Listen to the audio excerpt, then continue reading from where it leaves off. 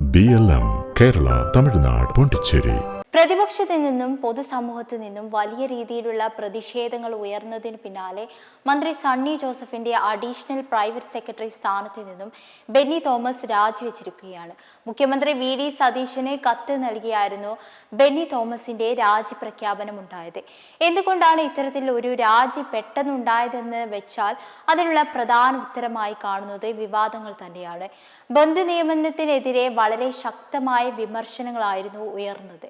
പാർട്ടിയിൽ നിന്നും സഹപ്രവർത്തകരിൽ നിന്നും പൂർണ്ണ പിന്തുണ ലഭിച്ചിട്ടും ഈ നിയമനവുമായി ബന്ധപ്പെട്ട് പുറത്തുണ്ടാകുന്ന വിവാദങ്ങൾ കണക്കിലെടുത്താണ് ബെന്നി തോമസ് സ്വയം രാജിവെക്കാൻ തീരുമാനിച്ചതെന്നാണ് സണ്ണി ജോസഫ് വ്യക്തമാക്കിയത്.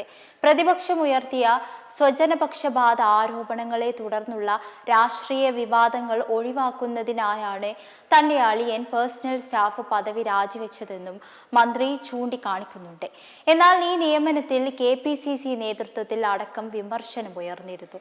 പക്ഷേ ആശങ്ക ഉയർത്തിയ നേതാവ് തന്നെ വിമർശനം പിൻവലിച്ചു എന്നാണ് വൈദ്യുതി മന്ത്രി സണ്ണി ജോസഫ് വ്യക്തമാക്കിയത്. ബെന്നി തോമസ് രാജിവെക്കുന്നതിന് തൊട്ടു മുമ്പ് വരെ ന്യായീകരണങ്ങളുമായി സണ്ണി ജോസഫ് മുൻപന്തിയിൽ ഉണ്ടായിരുന്നതുമാണ്. കണ്ണൂരിലെ തന്റെ സഹപ്രവർത്തകരാണ് പേഴ്സണൽ സ്റ്റാഫിൽ തുടരണമെന്ന് നിർദ്ദേശിച്ചത്.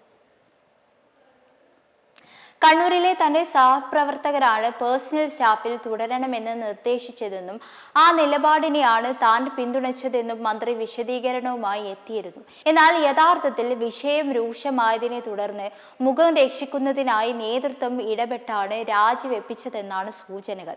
ഹൈക്കമാൻഡ് ഇടപെട്ടാണ് രാജിയിലേക്ക് എത്തിയതെന്നും വിവരങ്ങളുണ്ട്. ഈ വിവാദത്തിൽ വലിയ പ്രതിസന്ധിയിലായിരുന്നു KPCCയും UDF സർക്കാരും നേരിട്ടത്. തുടർന്നാണ് ഇത്തരത്തിൽ ഒരു നടപടിയിലേക്ക് നേതൃത്വം നീങ്ങിയതും. അതേസമയം വൈദ്യുതി, പരിസ്ഥിതി തുടങ്ങിയ വളരെ പ്രധാനപ്പെട്ട വകുപ്പുകൾ കൈകാര്യം ചെയ്യുമ്പോൾ തനിക്ക് നന്നായി അറിയാവുന്ന, പൂർണ്ണമായി വിശ്വസിക്കാൻ കൊള്ളുന്ന ഒരാളെ ആവശ്യമുണ്ടായിരുന്നെന്നും അതുകൊണ്ടാണ് ബെന്നി തോമസിനെ തിരഞ്ഞെടുത്തതെന്ന ന്യായീകരണവുമായി സണ്ണി ജോസഫ് തുടർന്ന്. എന്നാൽ LDF ഭരണകാലത്ത് മന്ത്രിമാരുടെ പേഴ്സണൽ സ്റ്റാഫിൽ ബന്ധുക്കളെ നിയമിക്കുന്നതിനെതിരെ UDF നിരന്തരം വിമർശനങ്ങൾ ഉന്നയിച്ചിരുന്നു എന്നതാണ് വിമർശനം ഇത്രയധികം ആളിക്കത്താൻ ഇടയാക്കിയത്. രാജിവെക്കാതെ അഡീഷണൽ പ്രൈവറ്റ് സെക്രട്ടറി സ്ഥാനത്ത് ബെന്നി തോമസ് തുടർന്നിരുന്നുവെങ്കിൽ കൂടുതൽ വിമർശനങ്ങൾ UDF സർക്കാർ ഏറ്റെടുക്കേണ്ടി വരുമായിരുന്നു. BLM കേരള തമിഴ്നാട് പോണ്ടിച്ചേരി.